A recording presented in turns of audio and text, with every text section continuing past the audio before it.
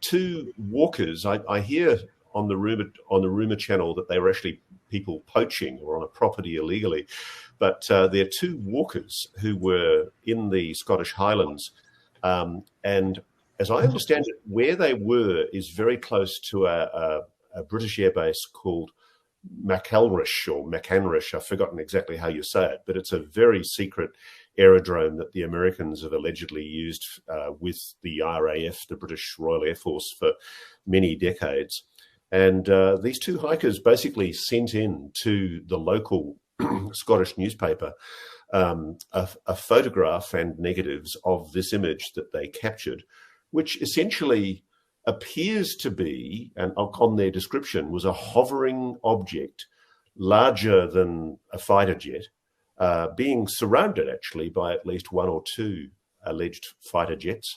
And the thing that's interesting about the whole story is that there's been David Clarke has done some phenomenal work into the British archives in the last 3 decades. But basically, I interviewed Chris Mellon, who is, as we know, the former Assistant Deputy Secretary for Defence for Intelligence and Security.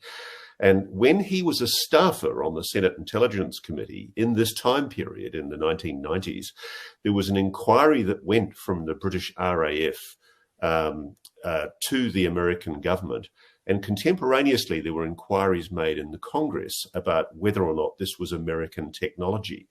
And what's significant about this Calvine UFO story, whether it is or whether it isn't US tech, it's demonstrating what appear to be at least some of the 5 observables. It's showing positive lift without any visible means of propulsion. And according to the testimony of the 2 people who allegedly saw it, it took off at extraordinarily high velocities shortly after the photograph was taken. And so if it is something that's demonstrating at least 1 or 2 of the 5 observables, if it's, for example, showing anti-gravity positive lift, that is extraordinary because it begs the question, why has the UK and US government collaborated in conspiring to conceal the fact of this technology for 32 years?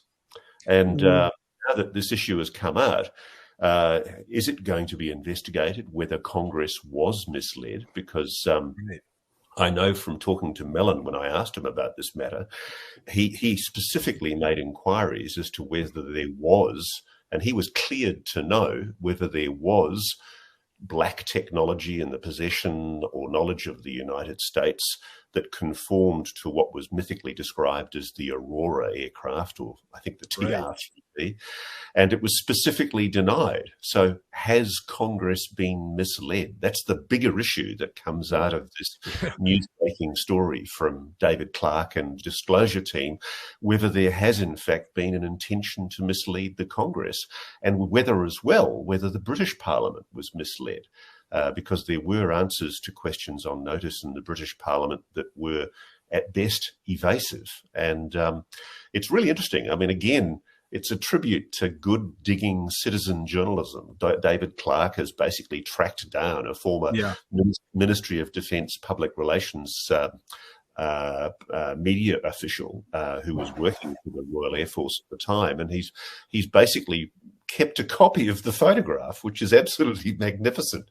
And it's a wonderful story because I'm fascinated by the image, because if you remember at the beginning of the documentary that I did last year, there was a young woman who described a lenticular but vaguely triangular shaped craft that bears some resemblance to this object. And it does beg the question whether what we're talking about here is something that in fact is black American technology that has been specifically and possibly illegally withheld from the knowledge of the Congress for 3 decades, maybe longer.